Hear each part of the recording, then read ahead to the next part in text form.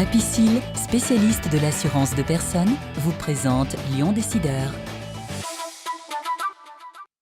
Parce qu'il est essentiel d'être conseillé, CGECO accompagne votre entreprise de sa création à sa transmission.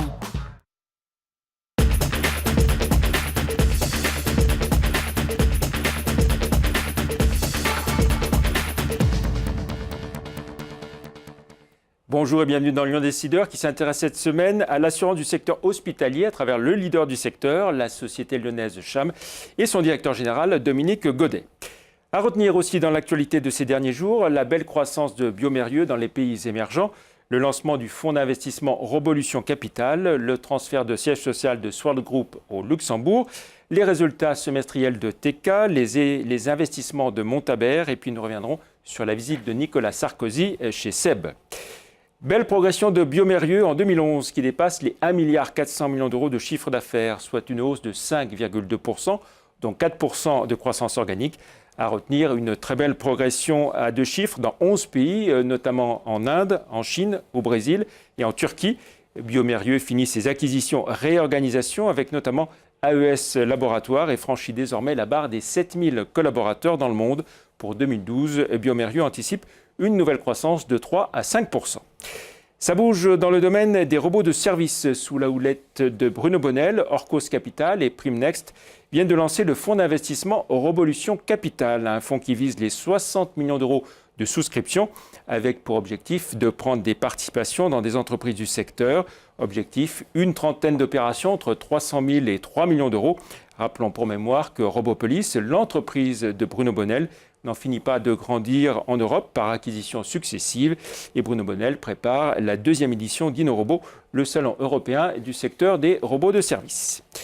Jacques Mottard préfère le Luxembourg à Lyon. C'est au Grand-Duché qu'il va élire domicile pour le siège social de Sword Group très prochainement, en expliquant que 83% de son activité est assurée hors de France et que le Benelux représente son premier marché, notamment à travers les organisations internationales. Pas de changement sur le plan opérationnel, en revanche, pour l'entreprise lyonnaise. Premier semestre compliqué pour TK, l'entreprise de Brignais qui a rejoint Alternext voici un an. Si son activité augmente de 31% à 9,5 millions d'euros avec un beau développement à l'international qui pèse désormais pour un quart de ses ventes, son résultat plonge dans le rouge à 3,8 millions d'euros. La direction se veut rassurante en précisant que les mesures ont été prises pour revenir à l'équilibre l'an prochain. Produire en France et investir en France, c'est possible. La preuve Montabert, leader mondial des brises-roches et autres matériels de démolition pour le secteur des travaux publics, qui vient d'investir 1,5 million d'euros dans un nouveau centre d'usinage et qui va investir 3,5 millions d'euros en 2012 dans 4 nouvelles machines. Une entreprise industrielle qui exporte à 85% sa production et emploie 350 personnes à Saint-Priest. On reste dans l'industrie avec la visite la semaine dernière de Nicolas Sarkozy à Pont-Évêque, chez Calor, au sein du groupe SEB, une usine qui produit des fers à repasser et des centrales vapeur, usine symbole d'innovation et d'exportation. Non, l'industrie française n'est pas morte. Les explications du président de la République au milieu des ouvriers et de SEB Calor. Il est absolument essentiel que la France reste une terre de production, que la France garde ses usines. Et le premier problème économique de la France porte un nom, délocalisation. Et vous, les ouvriers de SEB, vous le savez parfaitement bien. Parce que les 3/4 de votre production, vous l'exportez. Il faut donc que nous, on produise des produits à haute valeur ajoutée, avec de l'innovation, avec de l'investissement. Le chiffre du jour à présent, 667 millions d'euros. C'est le montant total des investissements dans l'univers de l'immobilier d'entreprise à Lyon en 2011. Un très bon cru, une année florissante. Qui a parlé de crise? Dominique Godet, bonjour. Vous avez 46 ans, vous êtes diplômé de Paris-Dauphine et de M Lyon. Votre carrière vous a mené successivement de chez Mazars à la Société française de production, puis au sein du groupe April, avant que vous ne rejoigniez le groupe Cham en 2010, une entreprise octogénaire spécialisée dans l'assurance du secteur hospitalier, leader dans son domaine. Alors, avec quel poids exactement pour cette société ? Cham est effectivement le leader de l'assurance médicale en France, avec un peu plus de 50% de part de marché en responsabilité civile médicale. La responsabilité civile médicale, c'est simplement la couverture des risques des médecins, des hôpitaux, des cliniques, liés à leur activité qui, chaque patient, chaque acte, chaque contexte étant unique, eh bien, est porteuse de risques, quoi qu'on en dise. Leader national, bien sûr, mais société donc basée à Lyon, qui a démarré donc il y a un peu plus de 80 ans, avec des professionnels lyonnais autour des HCL, c'est ça? Oui, Cham est une société d'assurance mutuelle, donc créée et gouvernée aujourd'hui par et pour ses sociétaires. À l'origine, les hospitaliers du Grand Sud-Est, et aujourd'hui, Cham assure sur la totalité du territoire français et est également très très présente dans les DOM-TOM. Nous assurons la quasi-totalité des hôpitaux publics, bon nombre de cliniques privées, un obstétricien sur 2. On a l'habitude de dire à Cham que nous assurons 2 naissances sur 2 en France, oui. Que nous sommes l'assureur de l'avenir de la France, d'une certaine manière. Vous êtes quasiment en position dominante sur votre secteur? Non, nous ne sommes pas en position dominante, mais c'est un marché bien particulier qui nécessite une expertise du risque, une compréhension du fonctionnement des établissements, une compréhension du risque médical qui est rare. Et nous avons la chance à Lyon d'avoir ces 300 professionnels dans cette belle entreprise qu'est Cham, qui est le leader en France. Alors un secteur qui n'est pas simple, dépenses de santé qui augmentent très régulièrement sans cesse, un risque médical qui est de plus en plus exposé aussi, on attaque de plus en plus facilement quand on est mécontent de ce qui vous est arrivé. Oui, il y a plusieurs phénomènes au niveau des réclamations. C'est vrai que nous constatons année après année une évolution des réclamations. Un peu plus de 12 000 réclamations pour l'année 2010, avec une augmentation importante des réclamations pour préjudice corporel. Cela étant, réclamations pour préjudice corporel, c'est autour de 6 000, un peu 5-6 000? Oui, c'est entre 5 et 6 000 réclamations par an, à rapporter à 500 millions d'actes médicaux, 25 millions de journées d'hospitalisation. Donc, malgré tout, même si le patient est de plus en plus enclin à saisir l'avocat, se comporte de plus en plus comme un consommateur qui souhaite obtenir le meilleur soin, les meilleures technologies, les meilleurs examens, on ne constate pas d'augmentation des condamnations et donc on peut dire que dans les hôpitaux et chez les médecins français, la qualité des soins va croissante. Et les condamnations moyennes, donc quand il y a condamnation, c'est quand même près de 200 000 euros, c'est ça? Oui, c'est 194 000 euros, mais des sinistres graves peuvent atteindre jusqu'à 6, 7, 8 millions d'euros d'indemnisation. Alors avec un contexte juridique qui évolue aussi ces derniers temps? Oui, on est toujours confronté à des évolutions de jurisprudence, de nouvelles décisions de tribunaux, de cours d'appel, du Conseil d'État. Et donc, il faut absolument, quand on opère dans ce type de risque, avoir ce recul, cette expérience, cette expertise du droit médical.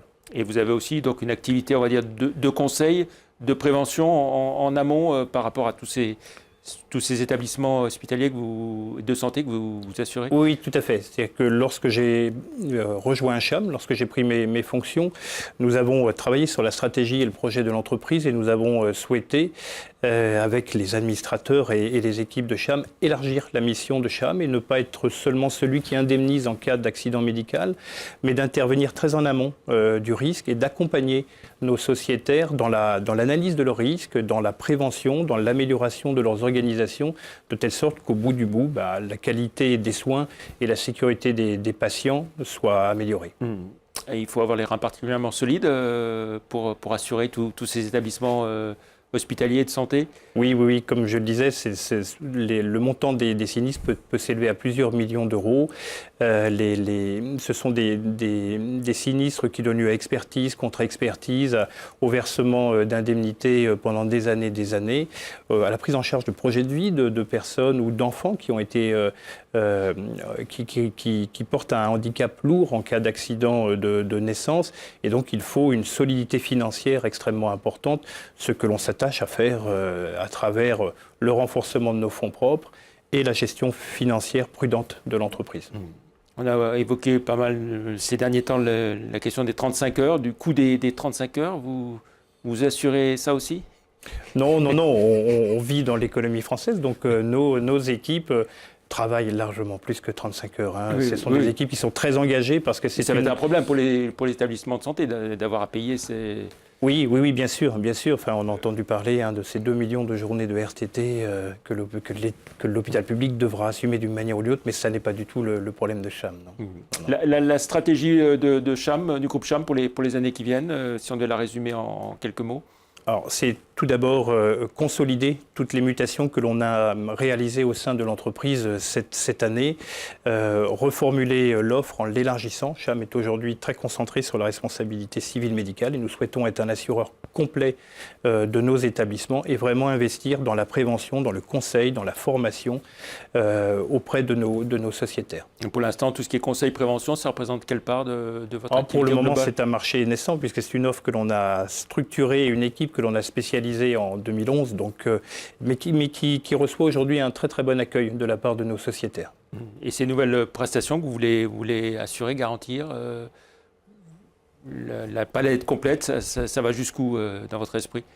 Nous prenons le risque très en amont avec l'audit des organisations, l'audit des blocs opératoires, du conseil, de la formation, la formulation de recommandations qui sont très généralement mises en œuvre par nos sociétaires, ce qui concourt à l'amélioration de leur profil de risque et à la sécurité du patient.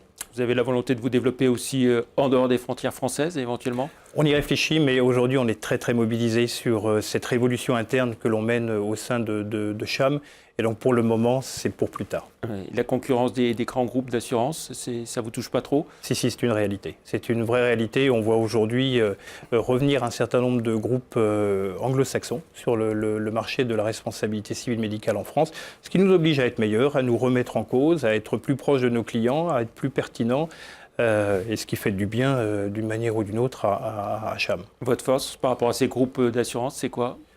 Notre force, c'est d'abord le capital humain de l'entreprise. C'est 300 collaborateurs qui connaissent parfaitement ce risque, qui sont très investis auprès de nos sociétaires. Et puis, notre force, c'est notre sociétariat. Voilà, nous sommes vraiment gouvernés par et pour nos sociétaires qui connaissent évidemment très bien leurs risques et qui sont capables de vraiment tisser les liens avec leur assureur. Très vite, pour finir, Dominique Godet, vous êtes aussi un investisseur dans le domaine de l'immobilier avec 2 projets importants à Lyon.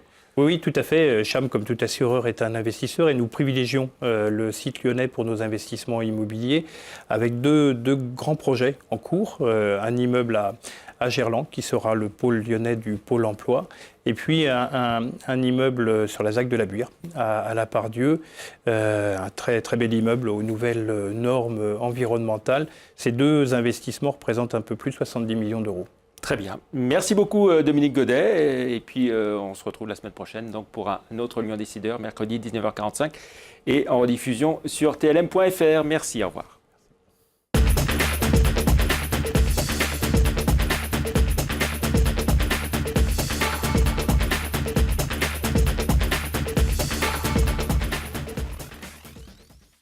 Parce qu'il est essentiel d'être conseillé, CGECO accompagne votre entreprise de sa création à sa transmission.